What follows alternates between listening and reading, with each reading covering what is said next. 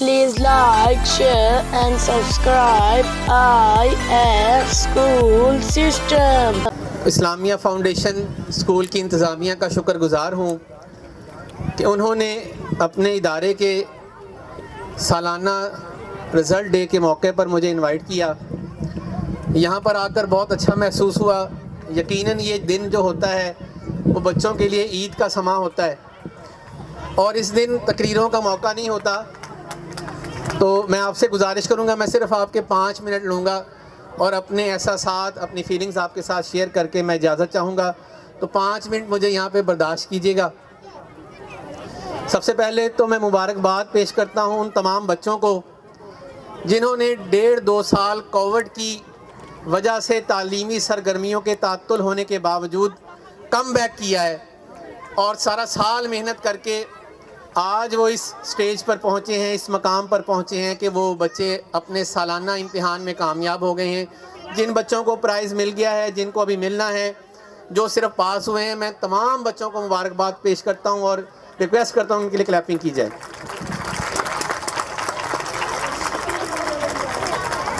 اس کے بعد ان تمام بچے جو پاس ہوئے ہیں، جو کامیاب ہوئے ہیں، ان کی کامیابی میں ان کی ماؤں کا بہت عمل دخل ہے. چاہے سارا دن سر درد کرتا رہے، مہمان آ جائیں، گھر کی مصروفیات بہت زیادہ ہوں، چاہے ماں رات کو 12 بجے سوئے، چاہے 2 بجے سوئے، ماں کی ڈیوٹی ہے کہ اس نے صبح اٹھنا ہے، بچوں کو بیدار بھی کرنا ہے، ان کو یونیفارم بھی دینا ہے، ان کو منہ ہاتھ بھی دھلوانا ہے، ان کا بیگ بھی سیٹ کرنا ہے، ان کا ٹفن بھی تیار کرنا ہے اور ان بچوں کو سکول بھیجنا ہے. ان ماؤں کی محنت، ان ماؤں کی کوشش، ان ماؤں کی قربانیوں کی وجہ سے ہی بچے کامیاب ہوتے ہیں. لہٰذا ان ماؤں کے لیے بھی کلیپنگ کی جائے.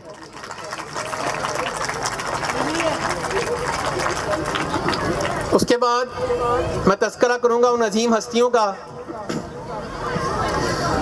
بچہ چھوٹا سا ہوتا ہے، اس سے اس کا نام پوچھا جائے تو وہ توتلی زبان میں بڑی مشکل سے اپنا نام لے پاتا ہے. بچے سے اس کے والد کا نام پوچھا جائے وہ بھی صحیح سے نہیں بتا پاتا. لکھنا تو بچے کو آتا ہی نہیں ہوتا.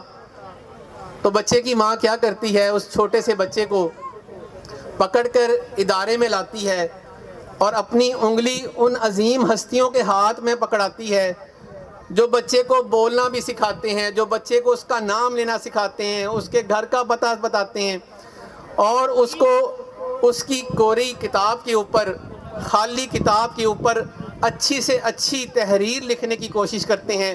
اور اتنی اچھی تقریر لکھتے ہیں، اتنی اچھی تحریر لکھتے ہیں کہ وہی بچے بڑے ہو کر عرفہ کریم بنتے ہیں، وہی بچے بڑے ہو کر ڈاکٹر عبدالقدیر خان بنتے ہیں، وہی بچے بڑے ہو کر فوج پر بڑے افسروں کی لسٹ میں ان کا نام شامل ہوتا ہے، وہی بچے بڑے ہو کر بڑے بڑے عہدوں پر فائز ہوتے ہیں. تو وہ تحریر لکھنے والی ذات کوئی اور نہیں. آپ نے اس عظیم ہستیوں کی محنت کوشش کو یہاں سٹیج پر بھی دیکھا. سٹیج پر کھڑے ہونا بہت جرت کا کام ہوتا ہے. ایک دفعہ میں نے طارق عزیز شو کے اندر بھولا پہلوان کو بلایا گیا جس نے اپنے دور کے تمام پہلوانوں کو چت کیا تھا اور جاپان کے انوکی پہلوان جو کہ پوری دنیا میں مشہور تھا اس کو ہرا کر آیا تھا وہ. لیکن جب طارق عزیز نے اس کو سٹیج پر بلایا تو اس ہیوی ویٹ جو پہلوان تھا اس سے 4 لفظ بولنا مشکل ہو گئے. تو یہاں پر آپ نے دیکھا کہ بچوں نے کتنے کانفیڈنس کے ساتھ، کتنی جرت کے ساتھ، کتنی دلیری کے ساتھ یہاں پہ پرفارم کیا ہے. یہ ساری محنت ان اساتذہ کی ہے، ان ٹیچرز کی ہے اور جنہوں نے اتنی محنت کی ہے تو بہت زیادہ کلیپ کریں ٹیچرز کے لیے. تعلیمی اداروں کی پرائیویٹ تنظیم سے ہے، میرا آنا جانا رہتا ہے پرائیویٹ سیکٹر میں، گورنمنٹ سیکٹر میں بھی. تو کسی بھی ملک کے اندر، کسی بھی ریاست کے اندر تعلیم دینا وہ گورنمنٹ کا فرض ہے. لیکن بدقسمتی ہے کہ پاکستان کے اندر گورنمنٹ کے پاس نہ تو اتنے ادارے ہیں، نہ اتنے اساتذہ ہیں، نہ اتنی جگہ ہے کہ وہ 100% بچوں کو خود سے تعلیم دے سکے. تو گورنمنٹ کی اس کمی کو پورا کرنے کے لیے، گورنمنٹ کا سہارا بننے کے لیے پرائیویٹ سیکٹر سامنے آتا ہے. گورنمنٹ کا ایک بچے کے اوپر 5,000 روپیہ خرچ آتا ہے، جو پچھلے دنوں کیلکولیشن نکالی گئی تھی. وہ پیسے آپ، میں، ہم سب اپنے ٹیکسوں سے پے کرتے ہیں.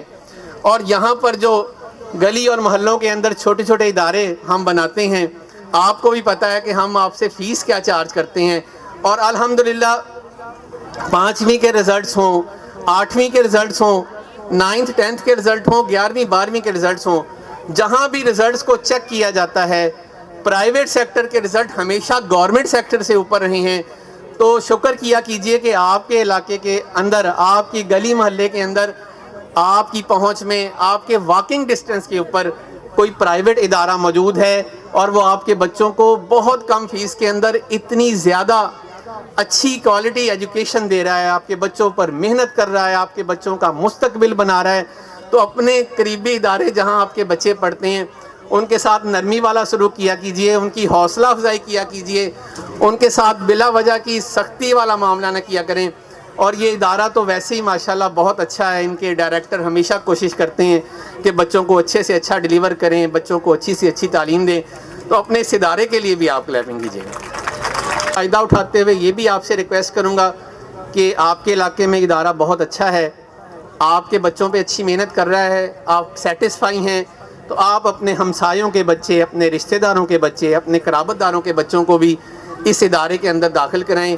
میں آپ کو یقین سے کہہ سکتا ہوں کہ اس ادارے کے ڈائریکٹرز, اس ادارے کے ٹیچرز انشاءاللہ آپ کے بچوں پر اور آپ جو بچے یہاں پہ ایڈمٹ کروائیں گے ان پر اچھی محنت کریں گے, ان کی نوک پلک سنواریں گے اور ان کا بہتر مستقبل بنائیں گے. آخر میں پاکستان کے لیے دعا کر کے آپ سے اجازت چاہوں گا. خدا کرے کہ میری عرض پاک پہ اترے, خدا کرے کہ میری عرض پاک پہ اترے وہ فصل گل جسے اندیشہ زوال نہ ہو.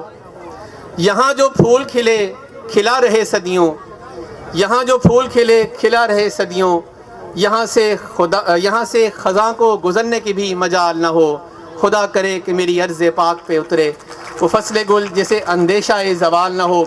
اللہ پاک ہمارے پاکستان کو تا قیامت قائم رکھے, اور ان تمام نظروں کو اللہ پاک برباد کرے, ان تمام لوگوں کو برباد کرے جو اس کی تباہی چاہتے ہیں, اور ان سب کو اللہ پاک آباد کرے جو اس کی آبادی چاہتے ہیں. پاکستان